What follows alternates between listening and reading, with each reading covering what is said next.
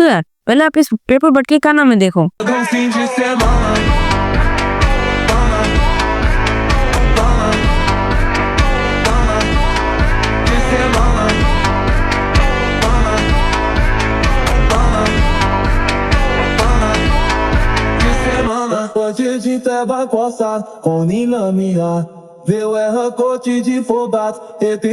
देख लिया ना, तो चलो इसे बनाना सीखते हैं।